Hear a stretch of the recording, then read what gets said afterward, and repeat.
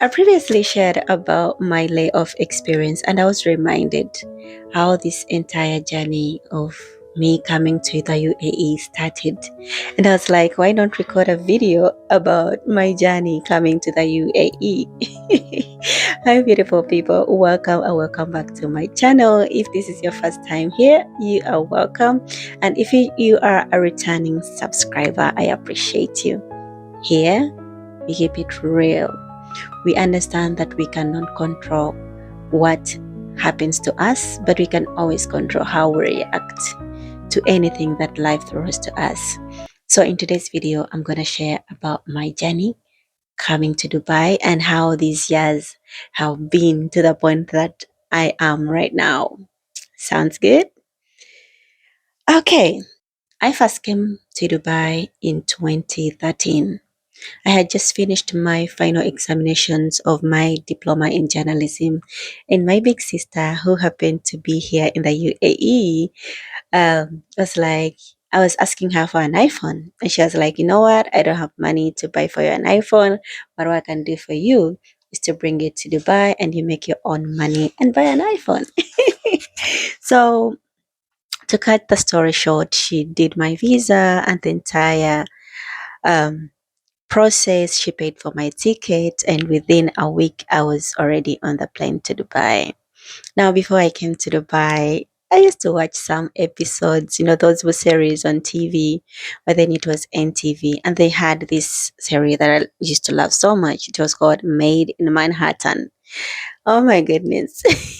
So there is this lady that used to work as a housekeeper, and I was like, I felt like she was cool. And because by then my mindset was so low and the people that I was around, I didn't see any better than that.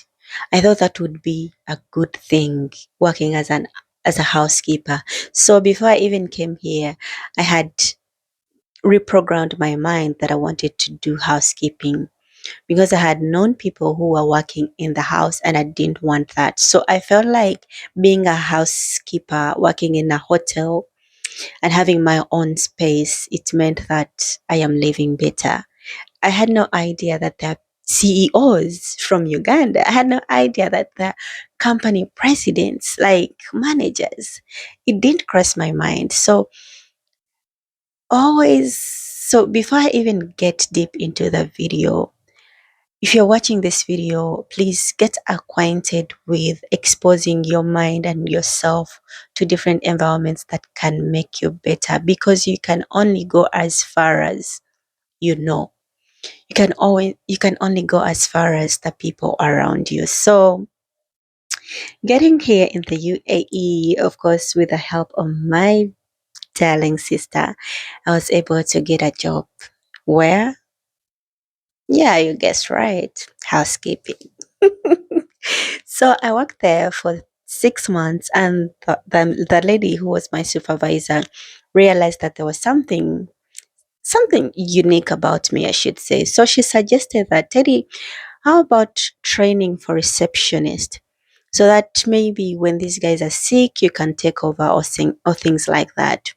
So I started training as a receptionist, and within a few months, I was able to transition from housekeeping to being a receptionist. Now, housekeeping, what were we doing? We were laying beds, we were cleaning the rooms, you were cleaning dishes because it was a hotel apartment. But then at the end of the day, I would go back to where I was living in my little bed space. Oh my goodness. So, anyhow, I stayed at that company for 2 years. I am grateful for the experience because it taught me that mm, it taught me how to be humble, because honestly, I didn't know that I would clean toilets with my diploma. I didn't know that I would clean dishes, that I would lay beds with my diploma. But then I was so humbled to figure out that there were even people who had better qualifications than I did. And at the same time, it exposed me to different kinds of people. the people who used to come and check in into the hotel that I was working with. It showed me that there are people who have money, like real money. Somebody could come with their entire family and stay for like months in a hotel apartment where you have to pay about 500 Ugandan shillings a day. You know, and I know there's so many expensive hotels than that, but to me, in my mind, I was like, what? Like, somebody can afford this kind of life? Like staying in a hotel or 500,000 Ugandan shillings for 3 months? Oh my goodness. So, meaning there is money. Like, we just have to find out where money is. But I feel like money is abundant. So, it somehow opened up my mind to see that, yeah, there is us who don't know there is money, but then there are other people who don't even care there is money. So somehow it's built an urge in me that I want better, and I started applying for jobs, but I didn't. I couldn't get one, and I must say I'm a risk taker. You know what I did? I resigned from my job without a plan B. I told my sister, Habibi, I am tired. My back is hurting. Anyways, yes, my back was hurting because we used to bend to vacuum the floor and all that. So, health wise, I was affected. And then my sister was like, girl, if you're tired, it's okay. Do what you need to do. Resigned and I went where she was living, but then she was in Dubai. So, I went and stayed with her, and then I tried to find another job, and I was jobless for 2 months. And by God's grace, I was able to find another job through the help of my sister's friend who took my CV to their company, and I was invited. Now, here's the fun part. When I went to do the interview, and the guy told me, the HR, if you are successful, we're gonna call you, because at this point I had like 2 days for my visa to expire. And then when he called, he was like, hey, is this steady? I'm like, yeah. It's like, I'm so and so from this company, and congratulations. I'm like, what? And he's like, so I'm happy to let you know that you have been selected to for the position of being a customer care service representative, service officer for this and this company, and your salary is so and hey, guys, literally the money he was telling me was doubling the money that I was earning in my housekeeping job. And you know what I did? I screamed. I was like, and my sister was also listening. She screamed and said, oh my goodness. He was like, it's the HR was on phone, and he's like, yeah, it's okay, Teddy, you can't scream. I was like, oh my goodness, God is so good. Nobody can tell me nothing because I have seen God in my life. Like, I have literally seen God. So I had to fly back to Uganda because my visa was expiring and they needed some time to make a new visa for me. When I reached in Uganda, within a week, they sent me a contract to sign. They sent me an air ticket back to Dubai. They booked a hotel for me, a hotel for 2 weeks. I was staying in Ibis Hotel, and I was working in the nearby mall. It's called Mall of the Emirates. That's where I did my training. And from that point, I knew I deserved better. I knew that way there was better out there. Oh my goodness. So this was a very good company. I enjoyed working for them. I worked for them for about 6 years, and then COVID hit. So when COVID hit, where I was working, they decided to close the store permanently. And that meant that they decided to split us into different brands because this company had different brands. And the brand they were taking me to To me, it felt like a demotion because, first of all, the money was going to reduce, and secondly, I felt like the roles were quite different. And I had seen better. Huh? So I was like, nah, I'm not taking that. Again, I became jobless. Oh my God. If you've watched this far and you realize we have anything in common, share in the comment section below. I want to see if I have a twin. So I went back to Uganda. By that time, I had gotten married and I had my first child by then.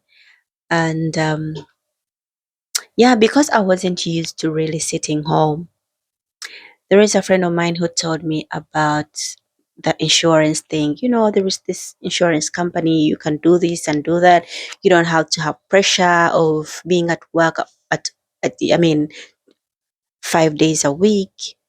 It's like a job where you can take control of your time but still earn something. I was like, girl, sign me up. And that's how I joined Jubilee. Those who know me know that I have worked with Jubilee Life Insurance for about 2 years, and most people, like my friends and my family, most of them joined Jubilee Insurance. They have policies for either for their children or for their investments, and that's what I do. Me, when I get to know about good stuff, I want to share with everybody who cares to listen. I don't keep information with myself. I do not get keep. When I get something that I know that is going to help somebody else, I share it. So I worked with Jubilee for 2 years, and somehow I found my way back to the UAE. UAE was calling. Hi sis, sorry to interrupt your podcast. I just want to inform you about my new upcoming book, which is called Let's Make Some Lemonades. This is not just a typical heartbreak book, but it's a book with practical tools and steps that can help anybody going through challenges of life who is trying to build again from scratch. I took my time writing this book and I wrote it from my heart. And I promise you that you can never read this book and remain the same. So if you want to be one of the first people who receive a copy as soon as the book is published, check the description and book your copy. Now, back to our podcast. And so I came back. I won't go back into details why I came back and how I came back, but somewhere between my videos, you'll find out that. Anywho, so when I came back, and this was the hardest season of my life because I had just separated from my husband. And anywho, to be precise, I came here because of him. And life was really tough because I I felt like when I come back, we are gonna be as a family. You know what I mean? I had been in a long distance marriage for 3 years, and I felt like this was gonna be my chance to finally be with my person and maybe work together and invest together. Things like that, which didn't happen. So I thought of going back home because I had failed to save the marriage, but then I was like, why do I have to go back home? It feels like I have nothing else to lose. Like I've lost everything.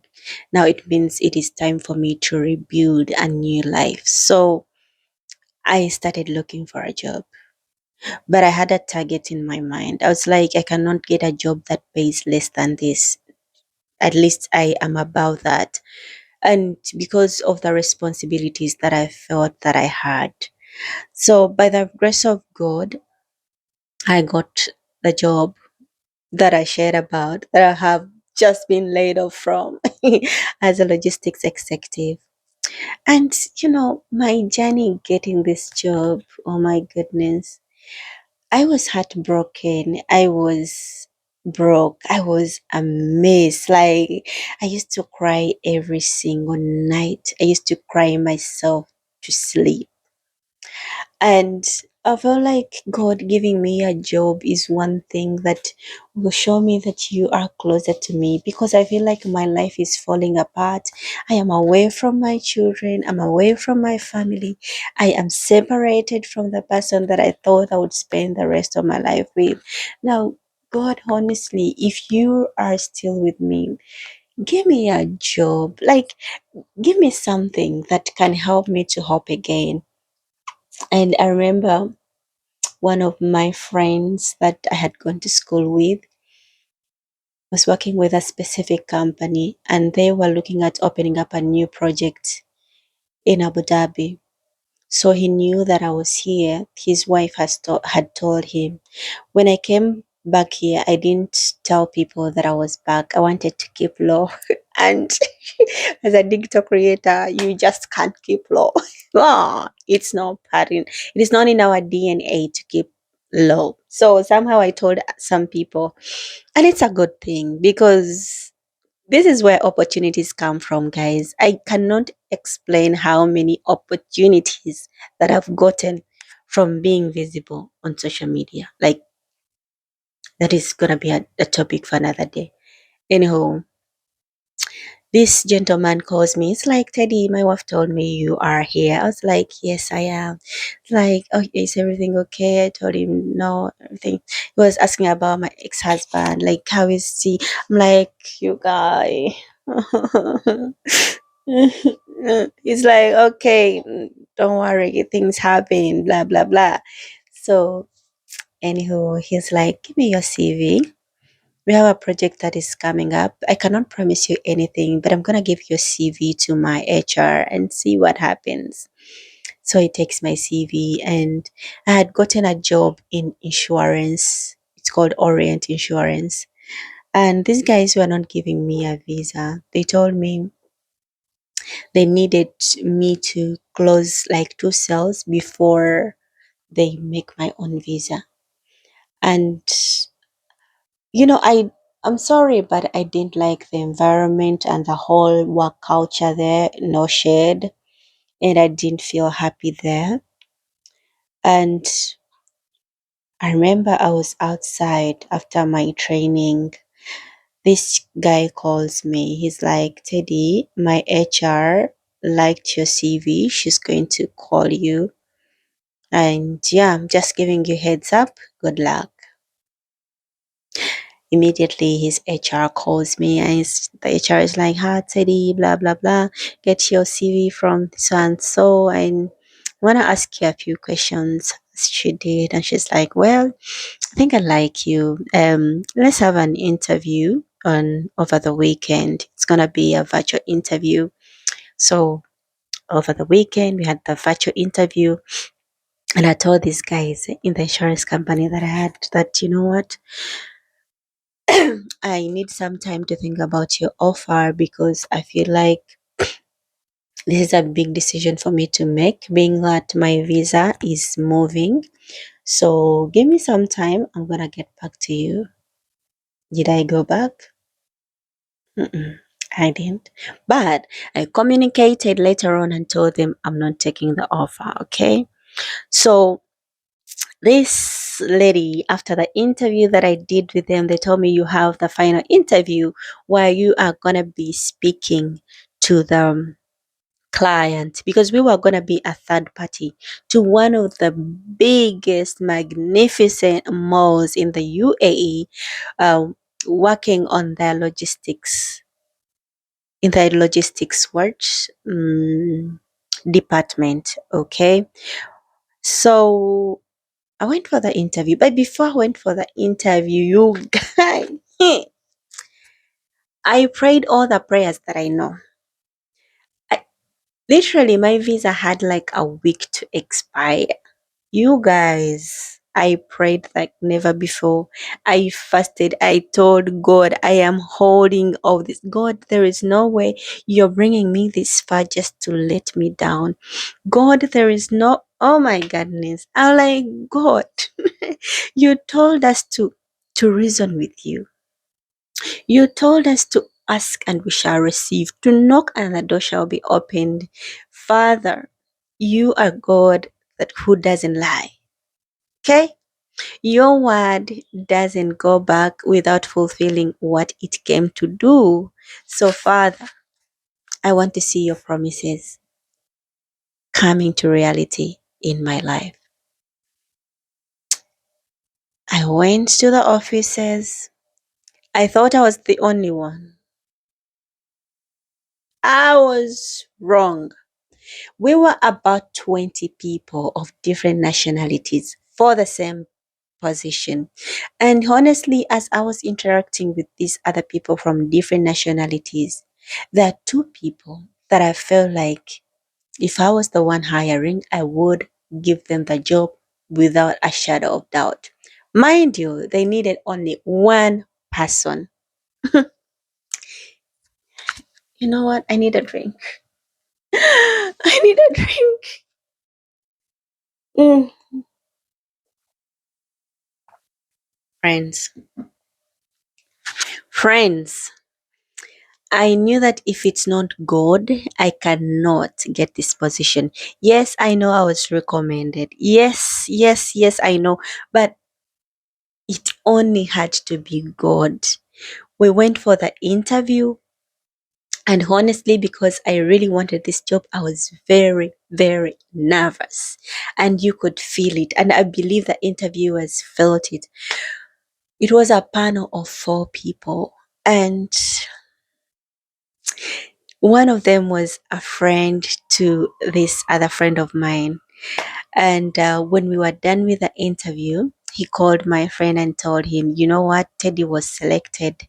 They selected only 2 people and Teddy was selected, but they want only one person. Oh my goodness, you know what? It's like, Teddy, this is what it is. And I'm just giving you this information. I know you're prayerful. Pray about it. I pray. I'm like, God. Hmm? I'm like, God. I prayed in Luganda. I prayed in English. You guys. I've never been in need of a job as I was. That's why I'll always be grateful for that job. This job that I've been just laid off from. Hmm? This job helped me rebuild my life. Like, you guys, I was going nuts and crazy. My life had completely fallen apart. And it's this job that really helped me to cling on. Like, this job gave me hope. It gave me a purpose to live again, to to feel like, okay, yes, most of the things are gone, but at least this can help me rebuild if it even makes sense. If it makes sense to you, please comment in the comment section that it makes sense. Anywho, they called me in the next 3 days. Again, my visa had a week to expire. I don't know why. Always my visa is always at the end when these things come through. So, excuse me. The lady calls me. It's like, this is Teddy. I'm like, yes, I'm so and so HR of this company. Congratulations, you got the position. I'm like, yes, hallelujah, guys. God is good. God is good. You can tell me nothing. You can tell me. He said, I will restore all the years that the locust has stolen from you. And I see that happening. Now, you guys, let me tell you something. My life is not even close to perfect, but I have seen God in details, in smallest details that have always reminded me that life is beautiful. Regardless of the hardships that happen to us, life is worth living regardless. That even though we find hardships in life, we have so many good things to be grateful for. I got the job. I was taken back to Abu Dhabi. And there's something about Abu Dhabi. I feel like Abu Dhabi is my home. Like, Abu Dhabi has this different kind of environment that is way different from Dubai. It's very family friendly. It is very accessible. It is beautiful. It is calm. Like everything about Abu Dhabi is, I don't know how to explain.